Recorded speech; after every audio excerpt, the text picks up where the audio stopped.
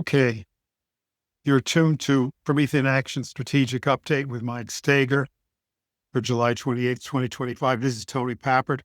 I'll be your host, substituting for Keisha Rogers tonight. When I was in high school, I had the rare opportunity to read through letters from the front from a very young Civil War soldier who was a relative of my high school friend. And they were simply written, but very literate, quite eloquent, really good, clear handwriting. Because the guy had never been to high school, but we used to have an educational system in our country at that time. And they told of his experiences at the front in a sort of modest, self-effacing way. The last letter, he said he felt he was going to die later that day, as he did. Now, for me reading, I had to ask myself, did he know where he stood in history? Did he know the significance of what he was doing for future history? Did he know how it would bring about the tremendous blooming of American industry and science in the late 19th century under McKinley? Did he foresee how his service would serve the victory over fascism by the United States in the 1940s? Did he see that his sacrifice would prepare us to walk on the moon in 1969? Obviously not in that detail, and not in those specifics. But I think in general, he did have that idea. And that's the great question which Mike is going to address tonight in his own different way. Where do we stand in history? How have the sacrifices of President Trump and others in his movement changed future history for our children and grandchildren? I mean, this is one of the great questions, I think, before every one of us. And Mike has thought about this. So listen up and let me pass it over to him. Thanks, Tony. All right, good evening. It's Monday, July 28th. And, we continue to see a juggernaut of President Trump's second term. It's, in some sense, kind of unparalleled, at least in living memory. And too often the historical records or the history books written by the academic experts may capture a lot of the details and aspects correctly, but they oftentimes also put too much emphasis on gossip or their own slants or kind of an academic sense of everything was very simple and it happened in a certain kind of mechanistic way. And what we're reminded by with this last 6 months of President Trump's second term is how fluid, how kind of disruptive a real presidency and the real rising of our country, when it rises once again after decades of kind of getting beaten down into a state of despair in many cases, when it rises, that there's a kind of energy that's unleashed, a kind of disruption, a focus, a vision, and it's not always clean. It's not always easy to grasp. It's not easy to comprehend all of the various facets that are unfolding. And yet there's a certain underlying current. We all can tell that we are perhaps reaching what, the space scientists or rocket scientists call the escape velocity, that there is perhaps enough energy and momentum and mass and commitment to really begin to secure our nation's long-term existence. And what I'm going to touch on tonight, not just our nation, but if we secure our nation based on the founding principles that shaped its existence these last 250 years, that we will also then restore much of what's necessary for civilization itself on this planet to thrive and succeed, including all the nations involved, all the 200 myriad nations involved. And, one of the things that's, as we all know, I mean, Trump said it many times in the campaign, one of my third favorite word, really was it my favorite word, and then it became third or fourth because he couldn't say, love or truth or God. He said, after love, truth, and God, then there's tariffs. President Trump has revived something that we haven't seen in this country in perhaps over a century, which is a remembrance or remembering the nature of what American economics is based on. As President William McKinley said, we wouldn't let our shores be invaded.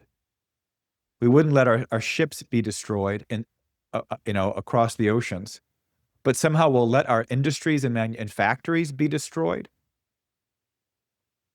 He says, it will come a time in this country where the love of our nation and its territory, of our country, the love of our flag, will be matched by the love of the American system of economics.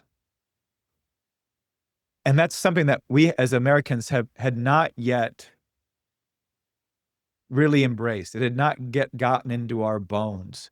Because if it had, then the ability for these globalists, this deep state, these treasonous coup plotters, like Brennan and Comey and Lisa Monaco, and I just forgot her name. Maybe Tony remembers, the former CIA head in London, Gina Haspel, who was basically helping running the coup, and then ended up as head of the CIA later in Trump's first term.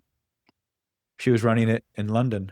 But these kinds of traitors are backed up by large and powerful institutions, financial, corporate, cultural, that see their power limited by the sovereign power of our nation and the sovereign power of nation states.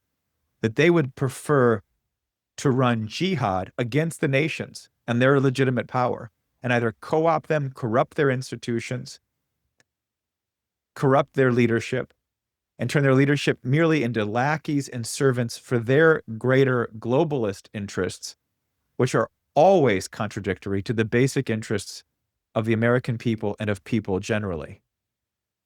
And so, part of this fight, part of this question of Russiagate and its exposure, which is going to be an ongoing story. And if you're not watching our YouTube videos, if you're not subscribed to the Promethean Action channel called Promethean Updates, but it's actually at Promethean Action on YouTube. If you're not subscribed to that, you should be watching 3 videos a week. And then this Thursday, we will have a live show. I think it's at 11 a.m. Eastern time. And you can check on our Promethean Action website for more information on that, or the email that we sent out today for this call. We're going to be covering that in depth.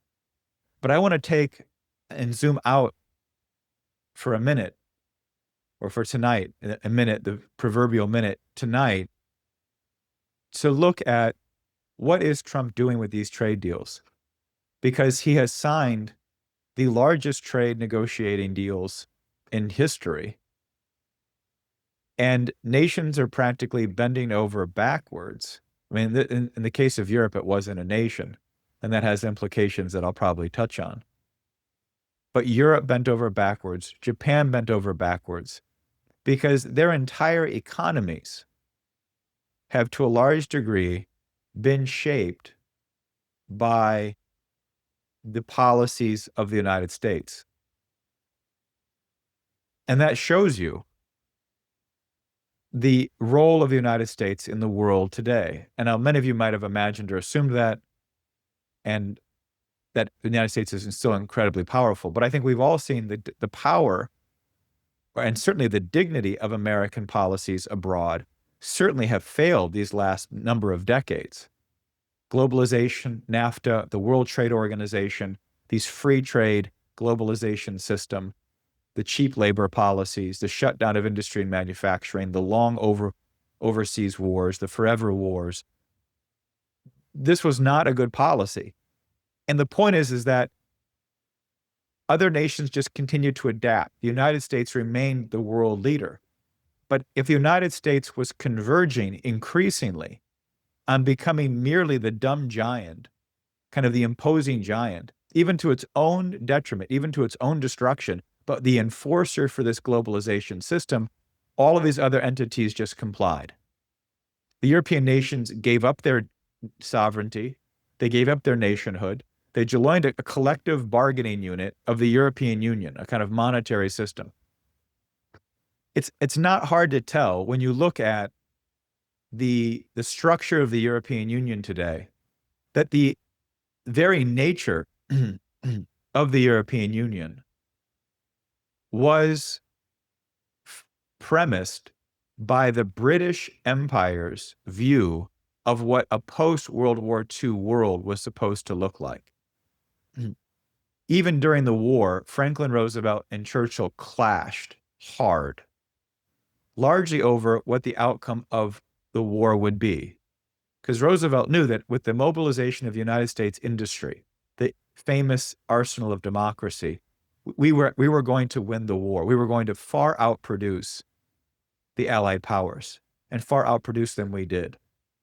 I mean, just in terms of energy supply, in terms of airplanes, in terms of tanks, in terms of trucks, jeeps, you name it, right? Artillery, we just massively outproduced them. You know, some plants like Bethlehem Steel outproduced all of the Allied powers combined. All of the Axis.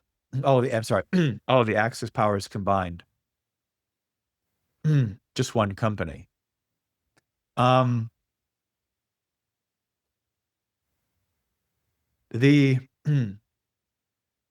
Roosevelt and Churchill disagreed on where was the world supposed to go. And the big question was Hitler's policy, which many people overlook. They see the outcome of the end, the Holocaust at the end. But Hitler's concentration camps were cheap labor work camps.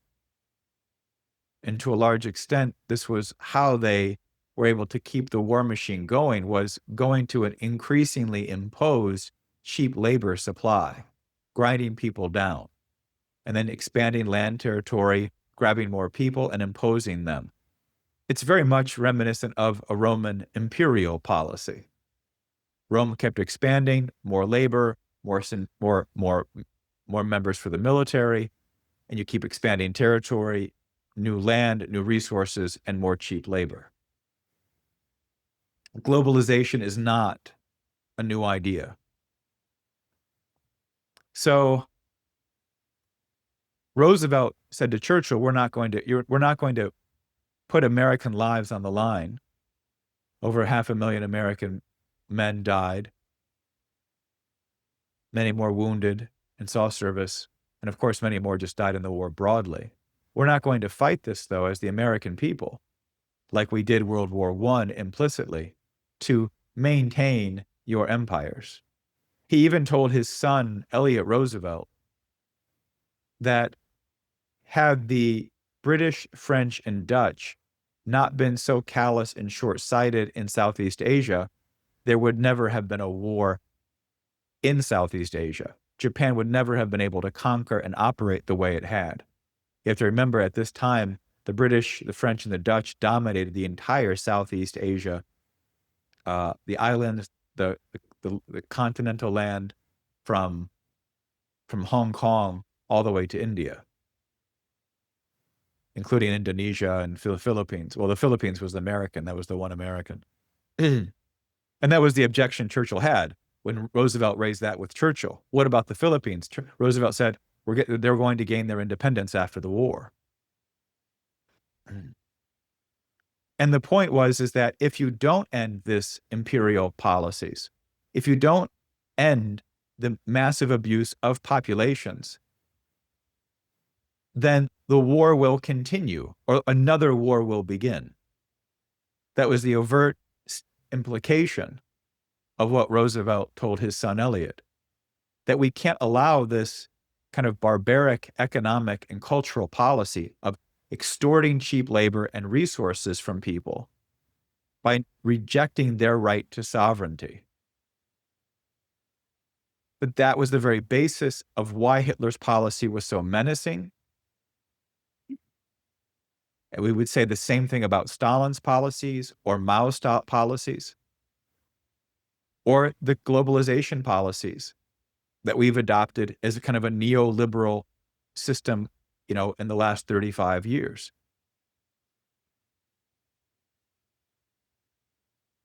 What the British economist John Maynard Keynes called for during this time and during the war was to establish a new international monetary system.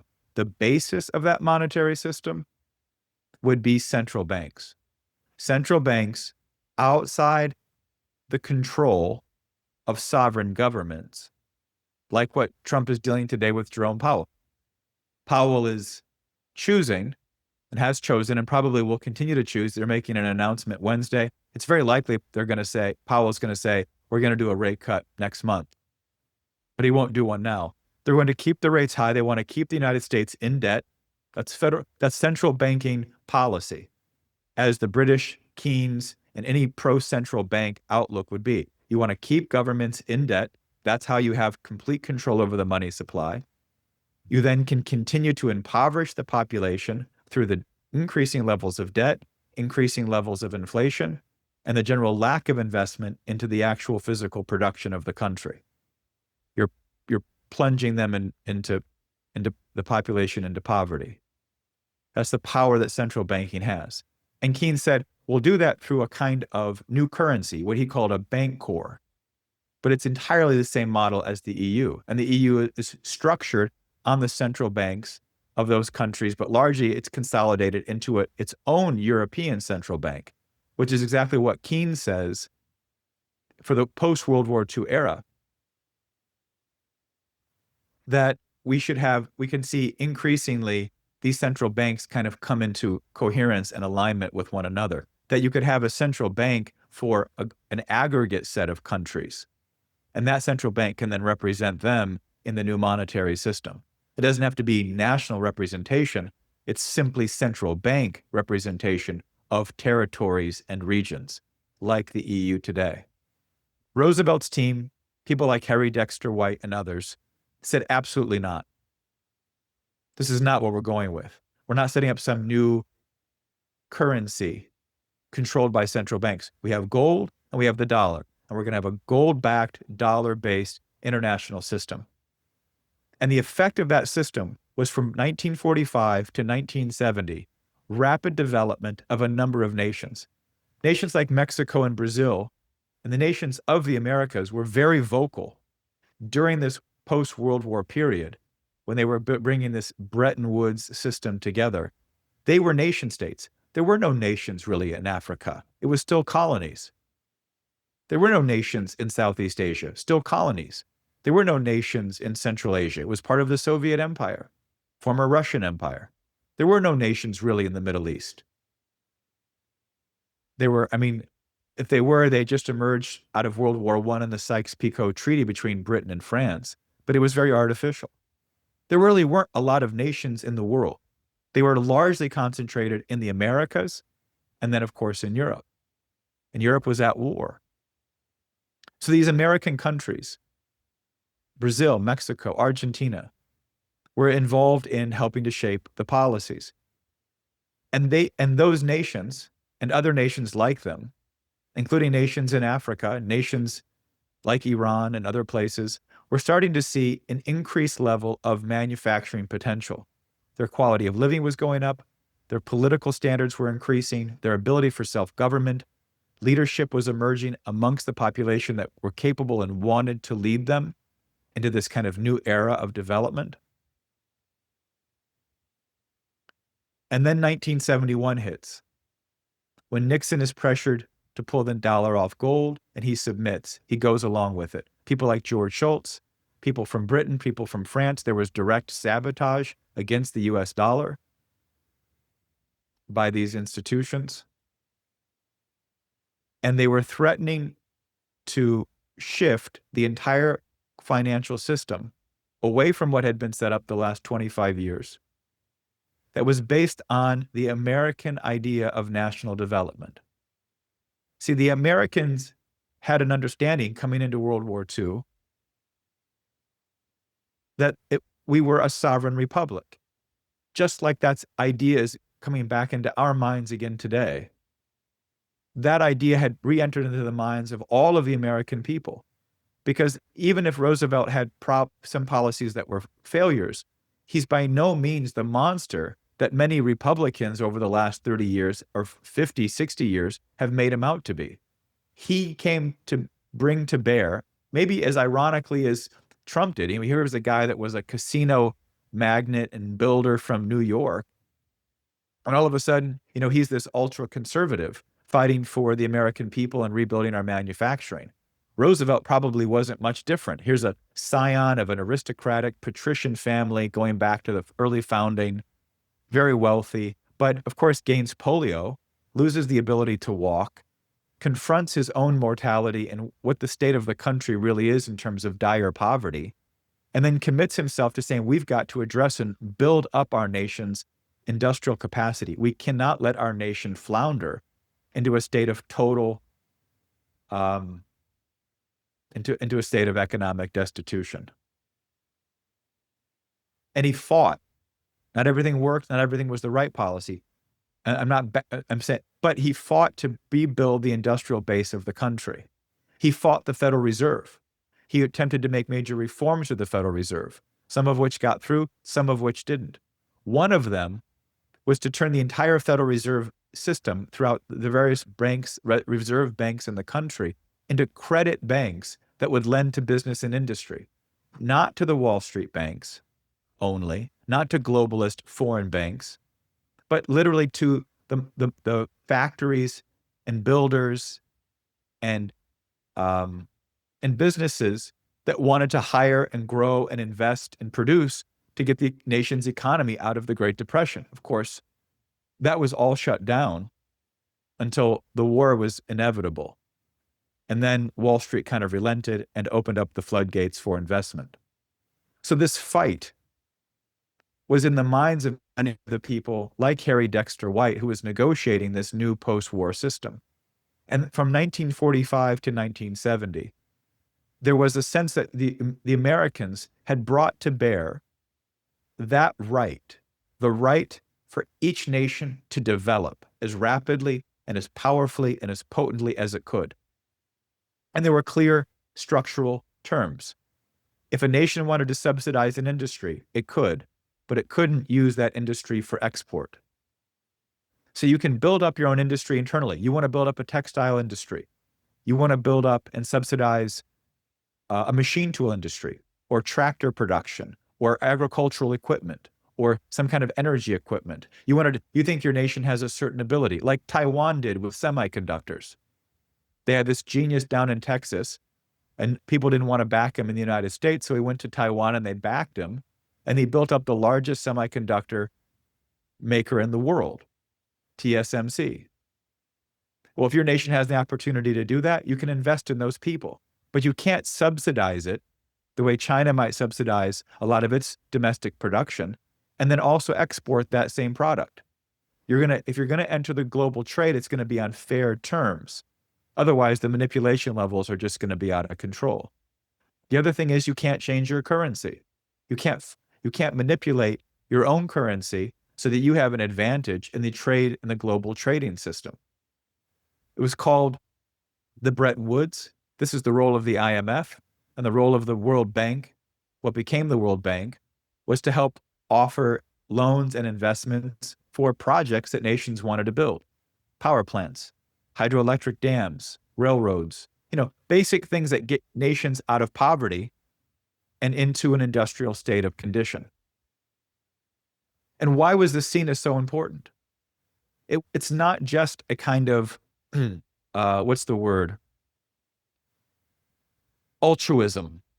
I want to do good for everyone else. I want to do good for everyone. It's not that.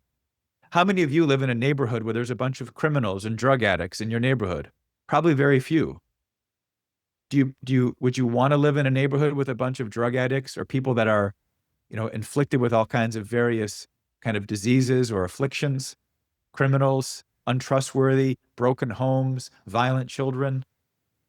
No, you wouldn't want to live in a place like that. And if you do, you don't want to stay there. I have friends who live in Oakland, and you don't, you see the decay of civilization on your streets every day because of that environment. Well, the same is true on a global community. The best neighbors are strong, capable, independent neighbors, the ones you can count on when you need to, the ones that you can have a mutual benefit and shared prosperity with. That was the view of Roosevelt. That's the intrinsic view, is the view of William McKinley.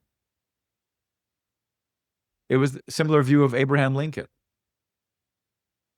And so that policy and that system achieved that, or was achieving that until 71. And Nixon, under pressure of people like George Pratt Schultz, Secretary of State, Manager of Office of Management and Budget, Secretary of the Treasury, leading globalist figure in pushing the United States into this globalist state of destitution. And so since then, the United States has championed, whether we voted for it or not, most cases we voted against it, and yet regardless, the establishment, this regime, kept implementing a policy that was escalating our own increasing poverty. They might sell it for a while with a financial bubble. They might make everyone feel very rich for a time. But then that bubble collapses, and like with any Ponzi scheme, the people at the top who got in early collect. I mean, maybe many of you have seen the movie The Big Short. What was the telltale sign of what was happening? Once the banks realized that a bunch of insiders realized there was a housing bubble and were betting on a housing collapse, the big banks then decided, well, we'll also make bets against the housing bubble. And we'll wait until we get all those bets placed and we get our situation kind of reoriented. And then then the mortgages can be written at, triple minus B, B, triple B minus, and so on. Triple C, instead of the triple A rating that they were getting previously, even though everyone knew there was real problems. So, the people running the Ponzi scheme are always going to have a sense of that. People felt very wealthy during that bubble. So the point I'm making is that there's been an ongoing systemic attempt to destroy the United States under this globalist system, but that it wasn't just the United States, that every nation suffered. If you look at the nations that were increasing their manufacturing levels, increasing their standards of living, increasing their own political sovereignty in Africa, in the Americas, in Asia, you see that for many of them, though some have adapted to globalization and continue to develop to some degree, the large majority of nations have seen a growing collapse in their productive powers of their nation. So as Trump begins to shift this, it is a kind of massive shift in history. In some sense, nothing like this has ever been seen before. And that's oftentimes the case because history never really repeats, though it maybe echoes or rhymes, as some people say. There's elements of it that you can see are similar, but this is an unprecedented characteristic. And what we see is that the European Union was formed to have as a basis the ability to leverage its aggregate economic power in terms of like trade deals and market size. And Trump just called their bluff. Their own deindustrialization policies have made them so dependent on the United States, they basically had to give Trump everything he wanted and then some. There's reports that much of the levels, he's gotten like $1.5 trillion of investments and purchases from them and a 15% tariff. There's photographs circulating online that suggest, they were asking for like a shared 10% tariff and maybe like $1 trillion of investments. And Trump's like, give me 1.5 trillion and let's make it that we have a 15% tariff and you have none. And we'll make that a deal. And they said, sure, okay. Now, I'm not sure, there's a chance the European nations will vote against it, but I think it's probably very unlikely. But they'll complain a lot about it because many of the leaders in Europe want to see the European Union either fundamentally changed or just ended, but largely they want major reforms. They want to get rid of this kind of shared currency. They want to make it like a shared market, but not this supranational government, much like Keynes had intended, to basically subject the nations of Europe to a kind of imperial structure. So the rise of President Trump and the rise of this commitment, many people might think, maybe not on this call, but there are many confused Americans who will think Trump is just kind of revitalizing that American role as the dumb giant, once again enforcing this imperial system. But in reality, the exact opposite is true. Trump and his reviving of the American system are now demonstrating once again what a real sovereign nation looks like. And he's offering the opportunity to all nations that if they want to, they can commit to their own rapid development.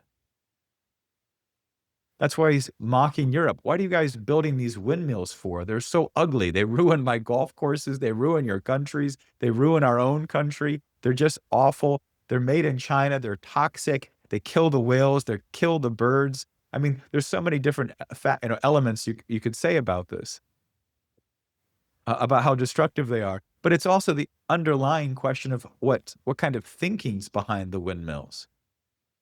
That you're just giving up on advancing your society, your industry, and your civilization. You're conceding. You're saying we've been bad. We have to be punished. We have to accept less. We have to accept increasing poverty. Instead of the vibrancy that a nation requires to come into existence, right? Because they're hard to come into existence. You have to fight tooth and nail. Lots of blood is shed for any nation out there to come into existence and to hold its existence to represent some kind of sovereignty for a people, a right to exist, a right to define and to defend a way of existence. And the opportunity those nations give to individuals is for those individuals to contribute to building up civilization as a whole. That if you're building up your nation, the United States, or Indonesia, or Iran, or Mexico, or Germany, or Sudan, whatever country it might be, you're participating in building civilization as a whole. You're improving other nations by strengthening your own. Now, that's a concept that a lot of people who've been calling for global development just completely misunderstand or ignore or are too stupid to get. You can't have major development on this planet without the strength of leading nations like the United States. And the United States is the key nation because its very tradition is this question of a right to develop against its former government who wanted to impose itself against our interests of development for its own benefit. And we told that king and that empire and that society that under God's natural law, you have no right to deprive us of our right to develop, our right to life, our right to liberty, and our right to pursuit of happiness. That's what Trump's reviving with these trade deals. And you can see that the other nations are desperately wanting to, one, they need the United States. So Trump has leveraged that kind of massive consumer power that has been built up here. To me, it's a great irony. I always look down on this question of, we've turned America into a bunch of consumers, but Trump was smart enough to realize, well, That's a leverage because all these countries, they need the American consumer. So, but it's where he's taking it. He saw the inflection point, how he could strategically approach building that new system. Now, why is this new system so important? Let me just touch on one final point, because the deal with Japan, the deal with the European Union are just massive. Trump is setting up a kind of sovereign wealth fund, major investment vehicles, but you see the same kind of investment being made from the nations in the Middle East or the nations in Southeast Asia, creating, beneficial trade deals with the United States.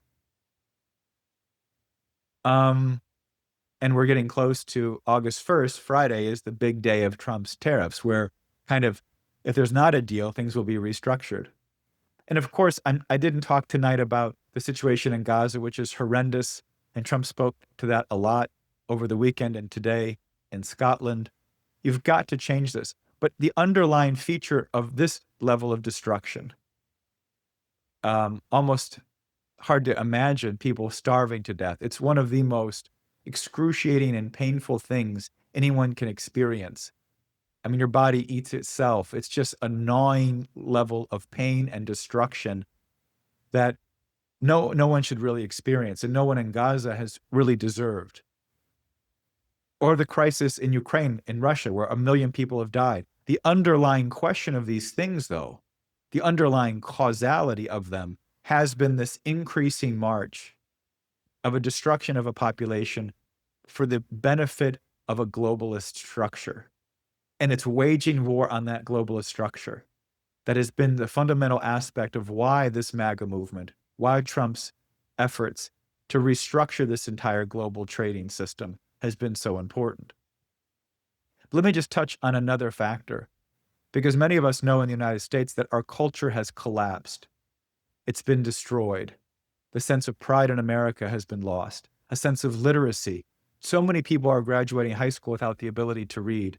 And that likelihood could only increase more and more with greater reliance on the internet, on smartphones, on AI, that there's a sense of a lot, and this, I think, somewhat unbalanced emphasis on STEM, on mathematics and engineering and science and technology, as if somehow that means if you're using AI on your phone, you're doing STEM or something.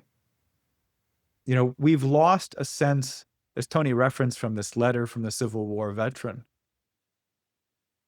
had clean penmanship and probably understood the English language better than most high school graduates today.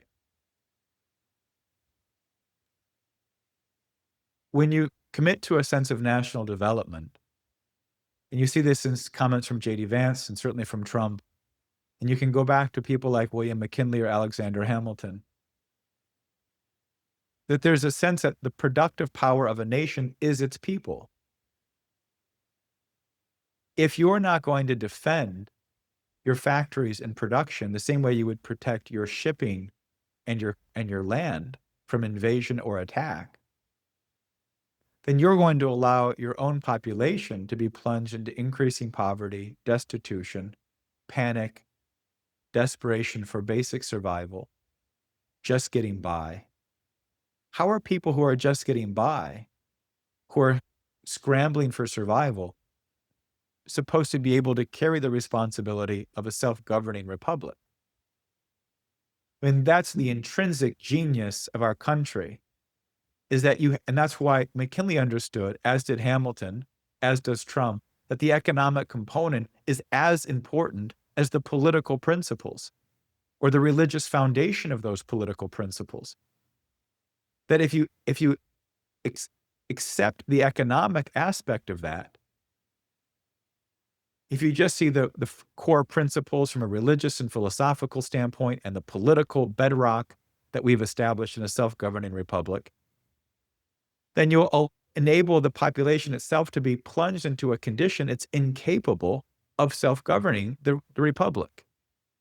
And we will be intrinsically vulnerable for targeting and attack and destruction by that imperial and globalist network. And this is kind of the genius then of what President Trump and the kind of intrinsic genius of the American people that's come forward in this recent period. And that it's, to me, when you understand that, because we have to develop the mental powers, the qualities of genius in our people. They may be mechanical genius, inventive genius, philosophical genius, musical genius, political or statecraft or historical genius that people manifest. They might have these remarkable insights and talents and capabilities, but you have to bring them out into the broad areas of your population, or you will not be able to maintain a self-governing republic, and you will not be able to maintain a system of the right of nations to develop. This is, many people ask, well, what can I do? What do I do? And it's, of course, there's run for office, there's get political, there's organize your friends, but it's also increase and improve the levels of literacy, of education, of insight, of dialogue, building a community of people that share in that level of interest in the deeper questions at stake here. Lincoln was educated largely by people that went around the country demonstrating things like scientific experiments or sharing books. It was called the Lyceum movement. But there was always elements to recognize that there's a religious and spiritual element to raising up the cultural powers of the human mind in the population generally.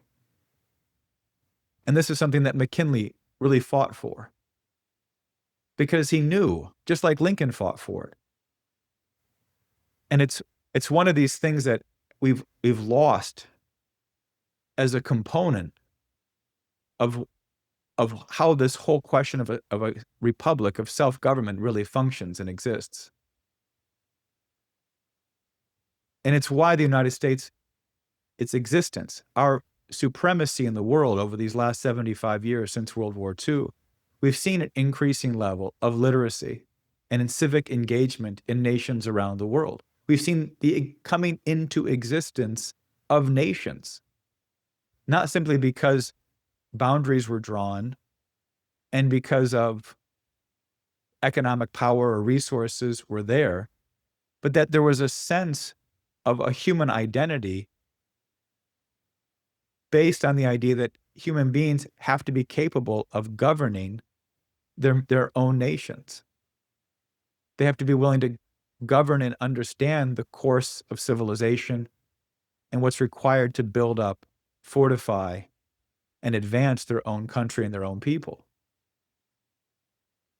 And so, these rebuilding of trade deals, they're probably not perfect.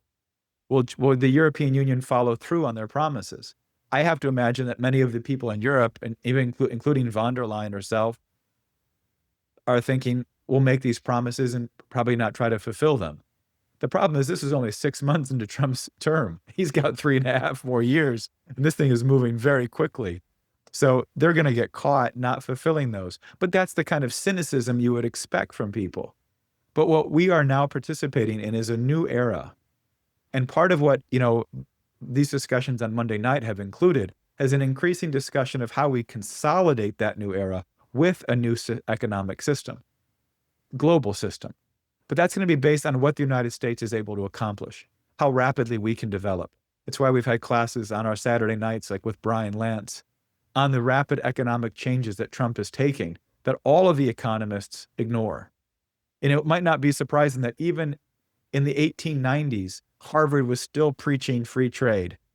And Harvard's economists will keep teaching free trade probably until 2090. It won't probably change. But the American people have to get it into their bones. We are no longer going to fall prey to the systems of free trade, globalization, and the destruction of nations.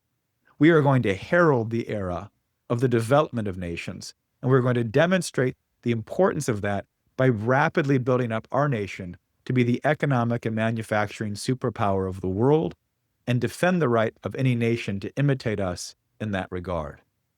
And the benefit of that will not simply be strong and healthy neighbors, but it will be an increasingly vibrant mankind, where the atrocities in Gaza today of starvation, or the million men killed and murdered in wars in Ukraine will no longer continue, because the main cause of those has been this kind of imperial policy of free trade, cheap labor, and the destruction of nations.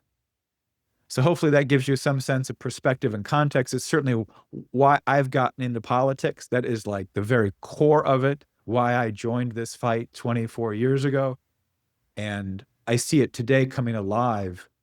And you see just the kinds of power Trump has and leverage he has by an unflinching commitment to that, because there is no political leader that can look him in the face and say, you're doing too much good for your nation and for other nations. We can't tolerate that. That isn't a tenable political position. So all von der Leyen and these globalists can do is practically just submit and start to figure out if they can somehow control it or box it in. I think our mission, our goal, has to be to prevent them from boxing this in, to consolidating a massive support for Trump and this policy in the midterm, and continue to recruit our fellow Americans, as well as other nations, to this kind of vision of a world we're now building in the 21st century. So hopefully that's something that provokes and creates some discussion, Tony. Maybe you can jump back in and we can see what people have to say. Yeah, great.